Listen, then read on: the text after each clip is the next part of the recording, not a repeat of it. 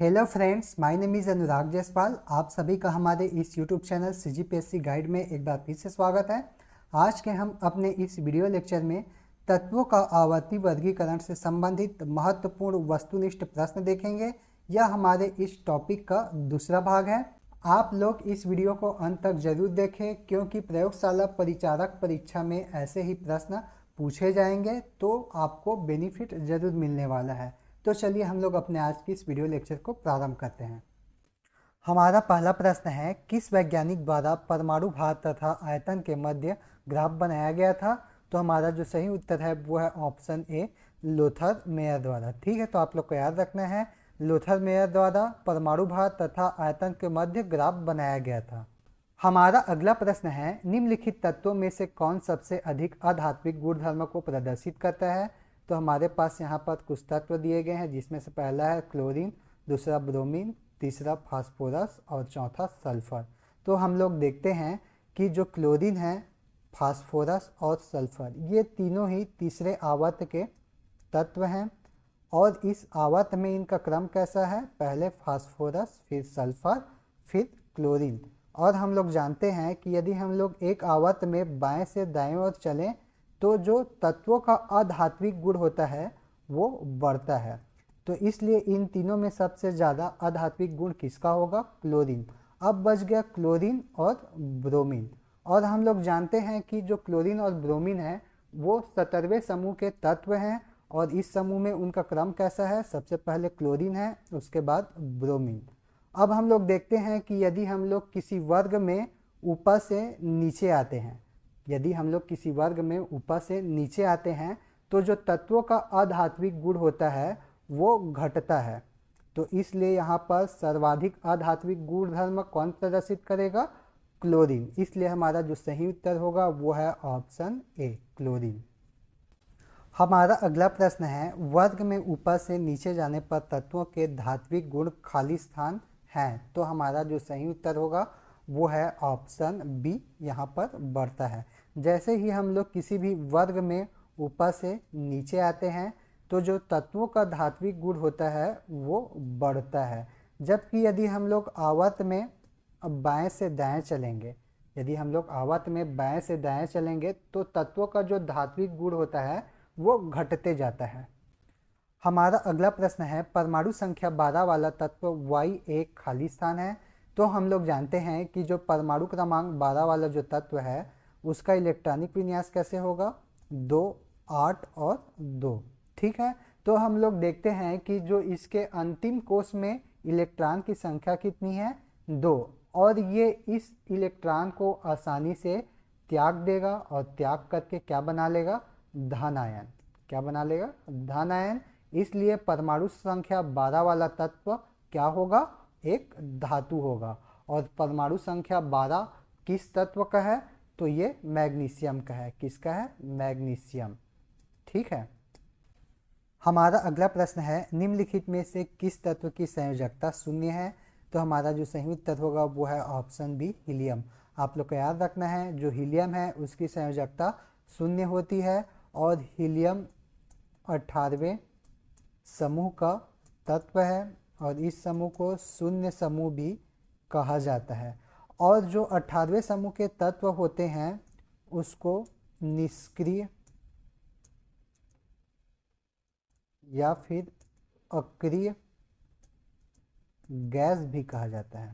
निष्क्रिय या फिर अक्रिय गैस भी कहा जाता है। इसके अलावा जो 18वें समूह के तत्व होते हैं उसको नोबल गैस भी बोला जाता है। ठीक है, हमारा अगला प्रश्न है, न्यूलैंड का अष्टक नियम किस पर आधारित है? तो हमारा जो सही उत्तर है वो है ऑप्शन ए, परमाणु भार। आप लोग को याद रखना है, न्यूलैंड का अष्टक नियम परमाणु भार पर आधारित है। हमारा अगला प्रश्न है, निम्नलिखित में से किसे क्षारीय मृदा धातु के रूप में जाना जाता है? तो हमारा जो सही उत्तर होगा वो है ऑप्शन ए, मैग्नीशियम।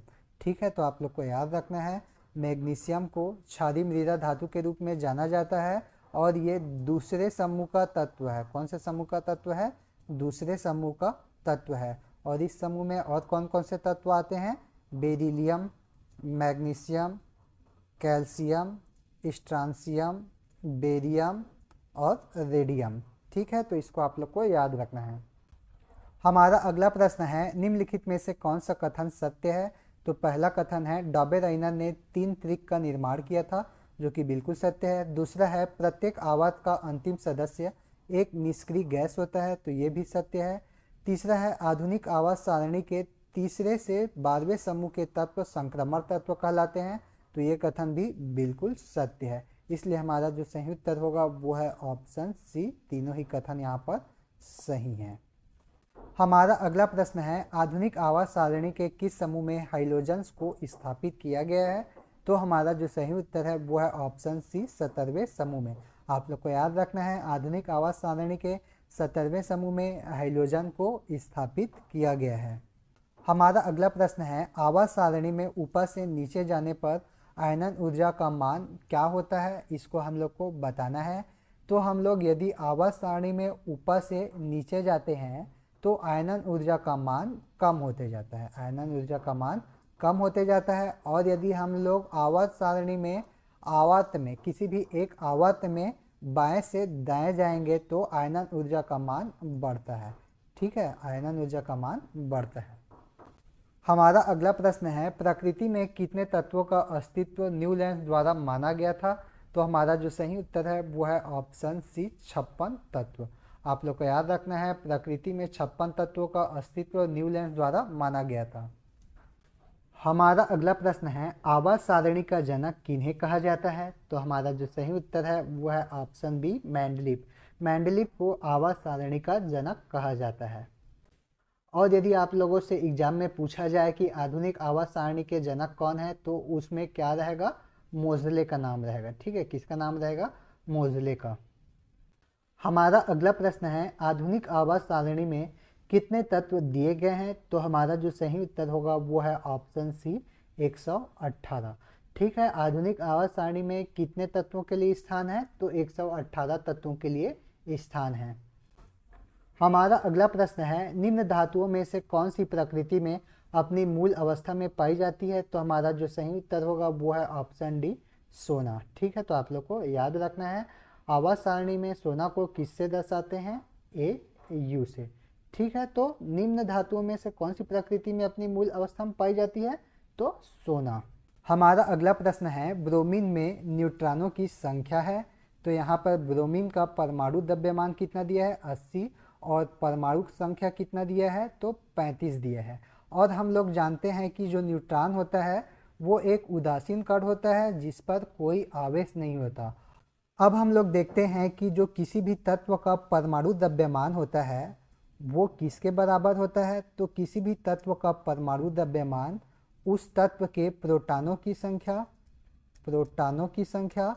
और न्यूट्रॉनों की संख्या, इन दोनों के योग के बराबर होता है। और हम लोग जानते हैं कि किसी भी तत्व का परमाणु संख्या किसके बराबर होगा, तो किसी भी तत्व का परमाणु संख्या प्रोटॉनों की संख्या के बराबर होगा, प्रोटॉनों की संख्या के बराबर होगा। अब हम लोग देखते हैं कि यहाँ पर जो ब्रोमीन का परमाणु द्रव्यमान कितना दिया है, तो 80 दिया है, और ब्रोमीन का परमाणु संख्या कितना दिया है, तो 35 दिया है। इसलिए ब्रोमीन में प्रोटॉनों की संख्या कितनी होगी, 35। अब हम इसका उपयोग करके न्यूट्रॉनों की संख्या निकाल सकते हैं। तो यहाँ पर द्रव्यमान कितना दिया है, 80, प्रोटॉनों की संख्या कितना है, 35।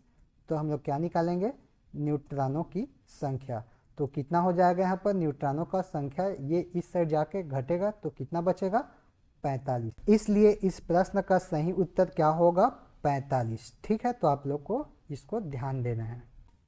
हमारा अगला प्रश्न है, आवाज सारणी में अधिकतम विद्युत ऋणात्मक तत्व है। तो हमारा जो सही उत्तर होगा वो है ऑप्शन सी, फ्लोरीन। आप लोग को याद रखना है, पूरी आवाज सारणी में सबसे अधिक विद्युत ऋणात्मक तत्व कौन सा है, तो फ्लोरीन है। हमारा अगला प्रश्न है, आतिशबाजी का हरा रंग कौन देता है। तो हमारा जो सही उत्तर होगा वो है ऑप्शन ए, बेरियम। आप लोग को याद रखना है, आतिशबाजी का हरा रंग कौन देता है, तो बेरियम देता है। हमारा अगला प्रश्न है, किसी तत्व का परमाणु क्रमांक किसके बराबर होता है। तो हम लोगों ने इससे पहले ही देखा है कि जो किसी भी तत्व का जो परमाणु क्रमांक या परमाणु संख्या होता है वो किसके बराबर होता है, प्रोटॉनों की संख्या के बराबर होता है। इसलिए हमारा जो सही उत्तर होगा वो है ऑप्शन बी। हमारा अगला प्रश्न है, निम्न में से कौन सी उत्कृष्ट धातु है? तो हमारे पास यहाँ पर पहला ऑप्शन है सोना, दूसरा है चांदी, तीसरा है उपरोक्त दोनों और चौथा है उपरोक्त में से कोई नहीं। तो हमारा जो सही उत्तर होगा वो है ऑप्शन सी, उपरोक्त दोनों। आप लोग को याद रखना है, यहाँ पर सोना और चांदी ये दोनों ही उत्कृष्ट धातु हैं। हमारा अगला प्रश्न है, एकमात्र द्रव अधातु कौन सी है? तो हमारा जो सही उत्तर होगा वो है ऑप्शन बी, ब्रोमीन। आप लोग को याद रखना है, एकमात्र द्रव अधातु कौन सी है? तो वो है ब्रोमीन। हमारा अगला प्रश्न है, वह धातु कौन सी है जो कम घनत्व के कारण पानी में तैरती है? तो हमारा जो सही उत्तर होगा वो है ऑप्शन बी, सोडियम। आप लोग को याद रखना है, सोडियम वह धातु है जो कम घनत्व के कारण पानी में तैरती है। हमारा अगला प्रश्न है, निम्नलिखित में से किस तत्व की परमाणु त्रिज्या अधिकतम है? तो यहाँ पर जो तत्व दिए गए हैं वो पहले समूह के तत्व हैं और इस समूह में तत्वों का यदि हम लोग क्रम देखें तो क्या आएगा? सबसे पहले आएगा लिथियम, उसके बाद सोडियम और सोडियम के बाद पोटेशियम। और हम लोग जानते हैं कि यदि हम लोग किसी वर्ग में ऊपर से नीचे जाते हैं तो जो परमाणु त्रिज्या होती है वो बढ़ते जाती है, परमाणु त्रिज्या बढ़ते जाएगी। इसलिए हम लोग देखेंगे कि यहाँ पर सबसे अधिक परमाणु त्रिज्या कौन से तत्व की होगी? तो पोटेशियम की। तो इसलिए हमारा जो सही उत्तर होगा वो है ऑप्शन ए, पोटेशियम। हमारा अगला प्रश्न है, वर्ग में नीचे की ओर जाने पर बाह्यतम इलेक्ट्रॉन आसानी से क्यों त्याग दिया जाता है? तो हमारे पास यहाँ पर 4 कथन दिए गए हैं, जिसमें से पहला है तत्व अक्रिय है, दूसरा है अंतरतम इलेक्ट्रॉन नाभिक से दूर होते हैं, तीसरा है बाह्यतम इलेक्ट्रॉन नाभिक के सबसे निकट होते हैं, चौथा है बाह्यतम इलेक्ट्रॉन नाभिक से दूर होते हैं। तो हमारा जो सही उत्तर होगा वो है ऑप्शन सी। यहाँ पर केवल चौथे नंबर का जो कथन है वो सत्य है। हमारा अगला प्रश्न है, निम्नलिखित में से संख्या संयोजन का कौन सा युग्म सही है? तो पहला दिया है परमाणु संख्या किसके बराबर होगा? प्रोटॉन की संख्या, जो कि बिल्कुल सत्य है। दूसरा दिया है द्रव्यमान संख्या न्यूट्रॉन और प्रोटॉन की संख्या का योग होगा, तो ये भी बिल्कुल सत्य है। इसलिए हमारा जो सही उत्तर होगा वो है ऑप्शन सी, यहाँ पर दोनों ही कथन सत्य है। हमारा अगला प्रश्न है, निम्न में से कौन सा धातु ऑक्सीजन के साथ अभिक्रिया नहीं करता? तो यहाँ पर पहला दिया है सोना, दूसरा दिया है सिल्वर और तीसरा दिया है उपरोक्त दोनों और चौथा है उपरोक्त में से कोई नहीं। तो हमारा जो सही उत्तर होगा वो है ऑप्शन सी, उपरोक्त दोनों। आप लोग को याद रखना है, यहाँ पर सोना और सिल्वर जो धातु है वो ऑक्सीजन के साथ अभिक्रिया नहीं करता है। हमारा अगला प्रश्न है, निम्नलिखित में से कौन सा तत्व यौगिकों की उच्चतम संख्या बनाता है? तो हमारा जो सही उत्तर होगा वो है ऑप्शन बी, कार्बन। ठीक है, तो आप लोग को याद रखना है, कार्बन एक ऐसा तत्व है जिनके पास यौगिकों की उच्चतम संख्या है। हमारा अगला प्रश्न है, निम्नलिखित में से कौन सा तत्व कार्बन की तरह श्रृंखलन गुण दर्शाता है? तो हमारा जो सही उत्तर होगा वो है ऑप्शन सी, सिलिकॉन। ठीक है, तो आप लोग को याद रखना है, कार्बन की तरह श्रृंखलन गुण कौन दर्शाता है? तो सिलिकॉन दर्शाता है। हमारा अगला प्रश्न है, निम्न में से कौन सी रेडियो सक्रिय द्रव धातु है? तो हमारा जो सही उत्तर होगा वो है ऑप्शन सी, फ्रांसियम। ठीक है, तो आप लोग को याद रखना है, जो फ्रांसियम है वो एक रेडियो सक्रिय द्रव धातु है। हमारा अगला प्रश्न है, आवर्त सारणी में सोडियम कहाँ स्थित है? तो हमारा जो सही उत्तर होगा वो है ऑप्शन ए, शीर्ष पर। ठीक है, तो आप लोग को याद रखना है, जो सोडियम है वो आवर्त सारणी में शीर्ष में स्थित है और ये कौन से वर्ग में स्थित है? तो ये पहले वर्ग के तीसरे आवर्त में स्थित है। हमारा अगला प्रश्न है, 3 तत्वों x, y और z के इलेक्ट्रॉनिक विन्यास, यहाँ पर x के 2, 8, y के 2, 8, 7 और z के 2, 8, 2 हैं। निम्नलिखित में से कौन सा कथन सत्य है? तो हमारा जो सही उत्तर होगा वो है ऑप्शन सी। यहाँ पर y एक अधातु है और z एक धातु है। यहाँ पर हम लोग देखते हैं कि जो y है उसके अंतिम कोष में कितना इलेक्ट्रॉन है? 7, और इसको अपने अष्टक पूर्ण करने के लिए कितने इलेक्ट्रॉन की आवश्यकता है? 1। तो ये 1 इलेक्ट्रॉन लेकर क्या बनाएगा? ऋण आयन बनाएगा, इसलिए ये क्या होगा? एक अधातु होगा। और यहाँ पर Z के जो अंतिम कोष में कितने इलेक्ट्रॉन है? 2, और ये 2 इलेक्ट्रॉन को त्याग कर क्या बना लेगा? धन आयन बना लेगा, इसलिए ये क्या होगा? एक धातु होगा। हमारा अगला प्रश्न है, एक तत्व में इलेक्ट्रॉनों और न्यूट्रॉनों की संख्या क्रमशः 20 और 22 है तो उसका द्रव्यमान संख्या होगा। हम लोग जानते हैं कि इलेक्ट्रॉनों की संख्या किसके बराबर होती है, परमाणु संख्या के बराबर होती है, और परमाणु संख्या किसके बराबर होती है, तो प्रोटॉनों की संख्या के बराबर होगी। ठीक है, किसके बराबर होगी, प्रोटॉनों की संख्या के बराबर होगी। और हम लोग क्या जानते हैं, द्रव्यमान बराबर क्या होता है, प्रोटॉनों की संख्या और न्यूट्रॉनों की संख्या का योग क्या होता है, द्रव्यमान संख्या होता है। तो यहाँ पर प्रोटॉनों की संख्या मतलब हम लोग को क्या लेना है, इलेक्ट्रॉनों की संख्या, क्योंकि हम लोग देखे हैं कि इलेक्ट्रॉनों की संख्या किसके बराबर होती है, परमाणु संख्या, और परमाणु संख्या किसके बराबर होती है, तो प्रोटॉनों की संख्या। तो कितना आ जाएगा यहाँ पर 20, और न्यूट्रॉनों की संख्या कितना है 22, तो कितना आ जाएगा, द्रव्यमान संख्या यहाँ पर 42। इसलिए हमारा जो सही उत्तर होगा वो है ऑप्शन बी। हमारा अगला प्रश्न है, निम्न तत्वों में से किसमें न्यूट्रॉन नहीं होता है, तो हमारा जो सही उत्तर होगा वो है ऑप्शन बी, हाइड्रोजन में। ठीक है, तो आप लोग को याद रखना है किसमें न्यूट्रॉन नहीं पाया जाता, तो हाइड्रोजन में। तो यह था हमारा आज का वीडियो लेक्चर, जिसके अंतर्गत हम लोगों ने प्रयोगशाला परिचारक भर्ती परीक्षा से संबंधित एक महत्वपूर्ण टॉपिक तत्वों का आवर्ती वर्गीकरण के वस्तुनिष्ठ प्रश्न का दूसरा भाग देखा है। यदि आप लोगों को यह वीडियो पसंद आता है तो इस वीडियो पर लाइक और कमेंट करना ना भूलें, साथ ही हमारे इस चैनल को सब्सक्राइब जरूर करें। आज के लिए बस इतना ही, धन्यवाद।